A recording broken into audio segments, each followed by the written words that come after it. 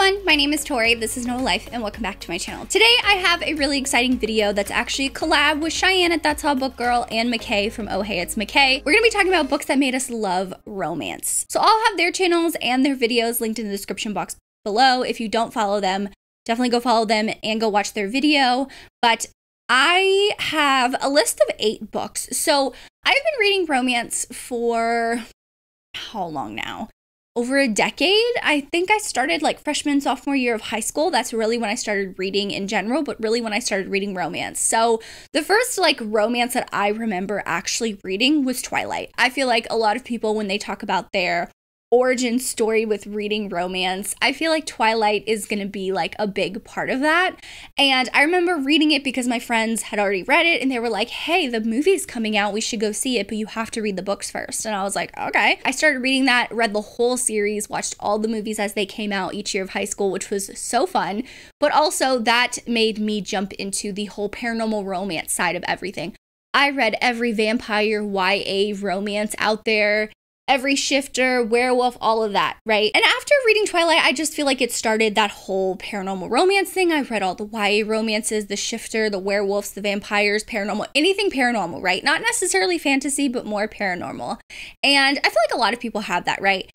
And the next romance that I remember reading that really got me deep into romance, because I feel like Twilight's more like, it's a romance, but it's more like new adult YA stuff. My senior year of high school, so I was 17, I was 16 going on 17, so I was a younger senior. I remember, I think it was like right before I graduated high school actually, I read 50 Shades of Grey. I know you're gonna think like, oh my God, that's so young for you to read that. You are absolutely right. But my parents never really like filtered what I read. They pretty much let me read anything. And by that point, I was in a relationship. I was in 2 relationships at that point. So it's like they never really thought about it. Plus, the 50 Shades of Grey covers don't really like look that different than like the Twilight covers. You know what I mean? It doesn't scream like, you know, steamier scenes, if you know what I mean. So I remember reading 50 Shades of Grey, and that kind of sparked me diving into Kindle Unlimited. So I've had Kindle Unlimited since 2011 or 2012. I think that's what my Amazon account says. And I've literally been paying $9.99 a month since 2011, 2012. And that's the year I graduated in 2012. So it was right after I read 50 Shades. I got a Kindle Unlimited subscription, and I just started reading romance after romance after romance. But I feel like between Twilight and 50 Shades of Grey, that is like a gateway book for a lot of people into romance because they were widely popular. You could get them literally anywhere, your library, Walmart, the dollar store. I feel like you could get them anywhere, the grocery stores, like whichever grocery store you walked into, I feel like at some point they had Twilight or 50 Shades. And after that, it kind of just, it really sparked my love for finding Kindle Unlimited romances, which is why I'm such a big, I guess, proponent? I don't know what the word is, but just like, I love Kindle Unlimited. I think it's such a great way to discover new authors. Like, I've discovered so many new authors in this decade, basically, that I've been really into reading romance. There was 3 romances when I started in Kindle Unlimited that I still to this day absolutely love and remember. So the first one I remember reading is Lucian by Bethany Chris. I've said this before, but I used to be a PA for Bethany Chris back in, oh my God, what year was that? 2016, 2017, 2018? Around then. But Lucian came out, I think, around 2015, 2014 or 2015. And I remember reading that because every book that came out in that series, I was excited. Every spin-off generation that she did, I was reading new releases as they came out. And then I became like a beta reader for her. And then I became her PA. So it was kind of like an evolution of like me being a fan of her. But I remember reading Lucian in Kindle Unlimited and thinking, holy shit, I love this. And that was one of my first mafia romances. I did read other mafia romances, I'm pretty sure, but this is the one where it was like hardcore. I remember reading it back in the day and I absolutely loved it. It was, to this day, it's a book I still recommend. I don't care if it's that old. I don't care if it's, you know, not exactly the same as other mafia romances, but the romance in that book is so, I don't know, you just have this all-consuming love. Do you know what I mean? Like, our female character, she is, you know, struggling. She works for this motorcycle club bar where she's getting, you know, like pawned over and like touched all the time, and she just wants out. She wants to get out. Her mother was in it and she's now into it. That's the only way that she can make money. And we have Lucian and the Marcellos that come into the motorcycle club. They're doing business. So they're the New York mafia, Italian mafia. They come into the motorcycle club's bar. And that's when Lucian sees our female character Jordan again. Well, I say again because they met at confession. So Italians are very big into being, you know, into the Catholic religion. They go to church every Sunday, right? Well, he was going to confession, and he opens the screen and there's a woman there, and he wasn't expecting anyone. And that woman is Jordan. He's never seen her before, but he's like completely entranced. So he hasn't been able to stop thinking about her. And a couple weeks go by, and that's when he sees Jordan at the motorcycle club bar. And after that, he's like, I need to know this girl. So he does a background check. Well, the father's like, I have never seen you this obsessed with a girl. Here's the background check. Here she is. This is all her stuff. What else do you want to know? And so they go to her house, and they realize that the motorcycle club picked up on her having a thing with Lucian because he wouldn't stop looking at her. This all happens at the beginning of the book, I promise you. And literally, he goes into her apartment, finds her beaten with a belt. There is a lot of like triggers in this one. Beaten with a belt, left to basically die. She is infected in her back and everything like that. Lucian picks her up, takes her away, and they, you know, puts her in an apartment to heal and stuff like that. And that relationship grows so naturally and so quickly. It's literally a book I absolutely love, and I think I will never forget that book because I was just entranced by their romance. You know what I mean? Like there's just some love stories that make me love romance. I mean, like Twilight was obviously my first one, and I was like, oh my God, this is great, even though it's toxic as fuck, right? Then you have 50 Shades, that's also very toxic, but also it's someone who has had a very traumatic past can heal and grow and actually go into a romance and have this all-consuming love with someone. You know what I mean? They just have to meet the right person, which is why I love reading romance, because you're reading all of these people's different romances. You know what I mean? Lucian was another like one that stuck in my mind where I was like, wow, Jordan has had literally like the shit kicked out of her throughout her whole life. She has just never had a break, and this is her break. And this person worships her and like loves her unconditionally, will literally do anything for her. And all she did was just be herself. Do you know what I mean? And this is like the one person that's just like picking her up and helping her out in life too. And it was just I can't even describe it. It's such a beautiful romance. Honestly, it was so good. And there's two other contemporary romances that I want to mention around the same time, like 2018, 2019. And that one is Center of Gravity by K.K. Allen. I used to be a dancer when I was younger before I was diagnosed with rheumatoid arthritis and I wasn't able to dance anymore. So when I can read a romance between two people that are dancers, in this case, they're contemporary dancers. So she is going to this new dance studio and he is actually like the dance coach, basically, right? And when I tell you, when you dance, you put a lot of, like, if you're a dancer, you don't understand what I'm saying.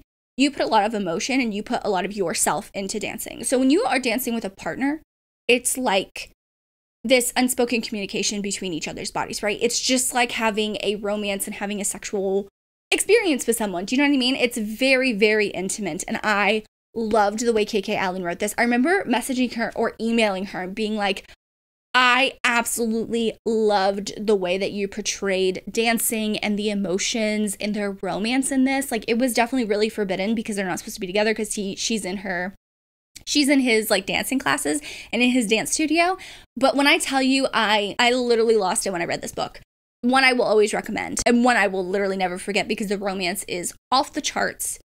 Like, intense chemistry. I absolutely adore it. And the other one I want to kind of touch on really quickly is Undone Perfection by Kristen Mayer. I think it's Kristen Mayer or Meyer. I read this and this was another book that stuck in my head. I don't know when it came out. It could have came out before 2018, but it was around the same time that I read Center of Gravity because it was this huge thing with contemporary romances to be extremely emotional. So in this book, we have our female character. The prologue opens. You see that she just got married. She's on her honeymoon and this kind of like thing explodes. It's like a bomb went off or something like that, or something accidentally explodes. She is injured and her husband, her brand new husband, completely is like, he dies. He's dead instantly because he's across the street from her where it happened.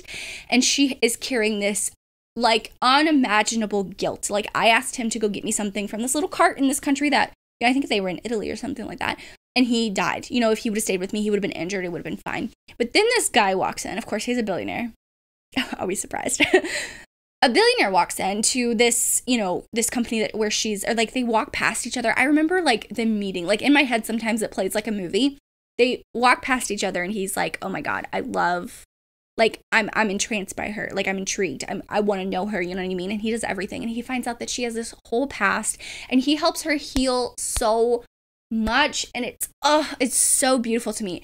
I know some people who have read it that I don't think it's the best writing. I did get the audiobook because it's actually available in the Audible subscription. Like if you have Audible, you can download it. It's in the catalog. So I hadn't listened to it, and I have that. I want to go back and listen to it. It's a shorter book, but I've reread that book quite a bit too. And I love the romance. It's very insta-lusty, very insta-lovey, but at the same time, it is so beautiful that someone can help someone in that way, you know what I mean? That just can literally change their lives, like allow them to have everything they never thought that they could have again in this case, because her husband passed away. And it's absolutely beautiful. I love it so much. Their romance is so good. Now, of course, with romance, I primarily only read romance now. I've read like historical fiction in the past, and I still love a good historical fiction book, but there are some romances. I have 3 to share. Sorry if this video is kind of long. I have 3 to share, but there are just 3 romances that stick in my mind now that I've read since 2020. So I started my Bookstagram, my YouTube, all of that after 2020. Obviously, the pandemic pushed me to do that because I was working from home. My husband pushed me to do that, and I'm super grateful that he did. But also, I've read so many books that speak to my soul personally, and I'm like, sometimes I read a book, I'm like, this is why I fucking love reading romances. Like, I read a lot, don't get me wrong, and I've read a lot of books, and a lot of them are really good, but there's some that are just, like, next level that I think, like, these people are real. This is why I read romance. This is why I love to read stories like this. I love to read this tragic, heartfelt, past that these characters have, and they grow and develop and, into people that they want to be. And I could think of, like, 10 right off the top of my head, right? But I picked these 3 that I want to talk about. So the first one I read literally the first day of 2021 is Always Only You by Chloe Lees. So I've talked about this quite a bit. I have rheumatoid arthritis, like I've mentioned. In this book, our female character, Frankie, she has rheumatoid arthritis, and she also has autism. And at this point, I don't think that I read a romance with a character that had the exact disease that I have. I think I've read books where they're like disabled, or they have a mobility aid and stuff like that, but I've never read an actual book where she has what I have, or he has what I have. And so this book really, I don't think I could ever go back and reread this book, because not that it triggers me, I had such a emotional, like, experience reading it that I don't think I could ever go back and reread it. I don't think I could do that. Maybe in a couple years, but like currently it's been 3 years since I've read it, or 2 years since I've read it. I can't go back and read it, but it makes me love romances because you see someone who is not perfect on the outside. They have, and on the inside, I mean, a chronic illness is, shit going on with your body, but like, they just have so much going on. You don't think that, that's someone that you read in a romance. It's not someone you normally read about. You know what I mean? And she has this all-consuming romance with Ren. And Ren is this hockey player, a hot guy. You know what I mean? It just makes me love that people like me can find romance. I mean, at this time, I've been with my husband since I started reading romance. I've been with him since my senior year of high school. But it makes me feel good. Like, yes, I do have my own romance. I'm living my happily ever after. But at the same time, when I read a book, it makes me feel good that other people like out there can have that too. You know what I mean? I hope that makes sense. But I love that I can read that Frankie's doing it. And in my head, I'm like, there are people and women all across the world that have RA that don't think that they can be loved because they have something wrong with them. I mean, that's not necessarily their fault. You don't get to choose if you have RA or not. It's just something you're dealt with. Like, you dealt that, those cards, and you have to deal with it. But I just love that she can have, I just think that there's people out there that can have that. And this makes me love that. Like, it makes me think that real people can do that. I don't know. Same thing for Real by Kennedy Ryan. In this case, our female character, Neva, she has lupus, which lupus is not similar to RA, but you see the same doctor, you can see the same rheumatologist, but it affects your body differently. And what made it so beautiful when I read this book recently came out, 2021, 2022? I don't know, it was the last 2 years. Neva handles her chronic illness with diet and exercise and meditation, and like very naturally, right? And that's how I've been handling mine since, I don't know, for the last 5 or 6 years now. I haven't really been taking medicine. It's a choice. It's not something I would recommend to everyone, but if you want to do it. That's your prerogative, right? But reading about a character that has that, and like reading about a character that has the same, not the same, but it has a chronic illness, is handling it the same way, because that's already crazy different than other people like that has lupus or RA and stuff like that. Most people take a shit ton of medicine. And I loved it because you see how Canon was falling in love with her, found out that she has all this, and literally didn't even bat an eye. He was like, I'm gonna be there for you. We're gonna handle it. Like it was so easy for him to step into that role and handle that for her and be there for her in whatever way that he could be and whatever she needed. Because not everyone will do that. When you are faced with something like that where it's literally life or death, a lot of people will walk away. A lot of people as a partner will be like, that's too much for me. I can't handle it. Do you blame them? No, but it shows that sometimes, you know, that person is meant to stay with you or if they're not meant to stay with you.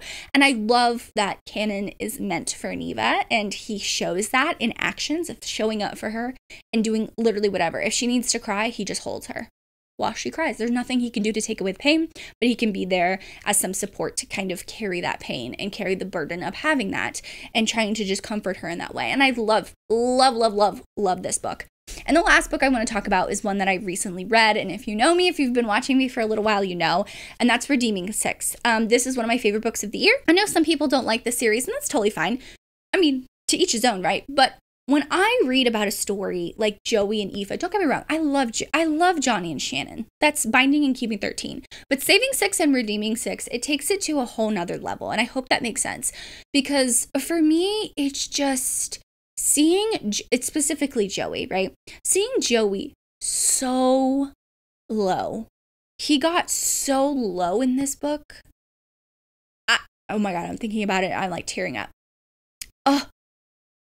So when you see someone that gets that low in life, that they are ready to take their life, it's different. It hits different when you're reading about it. And Chloe Walsh does not shy away from that in this book.